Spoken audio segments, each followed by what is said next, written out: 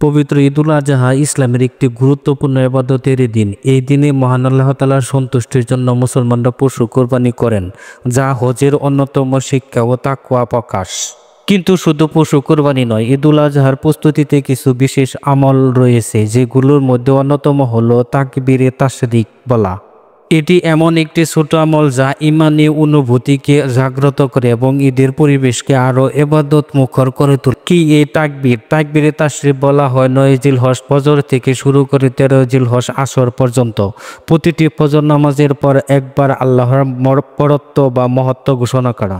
ইসলামী শরীয়তে তাকবীরে তাশরিক প্রত্যেক মুসলমান পুরুষ এবং নারী সবার জন্য ওয়াজিব। প্রত্যেককে ফজর নামাজের পর জামাতের সঙ্গে পড়া হোক বা একাকী ওয়াক্তের মধ্যে পড়া হোক বা কাজা নামাজের মুকিত হোক বা মুসাফির, শহরের বাসিন্দা হোক বা গ্রামের, সবার উপর একবার তাকবীরে তাশরিক বলা ওয়াজিব। তাকবীরে তাশরিকের বাক্য আল্লাহু আকবার, আল্লাহু আকবার, লা ইলাহা ইল্লাল্লাহু, আল্লাহু আল্লাহু আকবার, আল্লাহু আকবার, ওয়া লিল্লাহিল হামদ।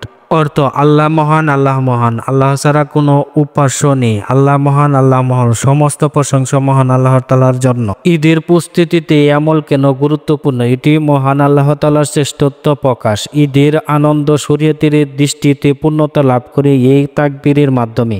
সাহাবায়ে কিরাম মসজিদে, বাজার, ঘর সব জায়গায় এই তাকবীর বলতেন।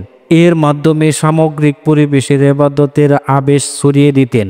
তাকবীরে তাশরিকের ফজিলত। রাসূল সাল্লাল্লাহু আলাইহি ওয়াসাল্লাম ইরশাদ করেছেন, এই দিনগুলোতে তাকবীরে তাশরিকের আমলের চেয়ে অন্য কোনো দিনের আমল উত্তম নয়। সাহাবীরা জিজ্ঞেস করলেন, জিহাদও কি উত্তম নয়? নবী করিম সাল্লাল্লাহু আলাইহি ওয়াসাল্লাম বলেন, জিহাদ নয়, তবে সে ব্যক্তির কথা ভিন্ন।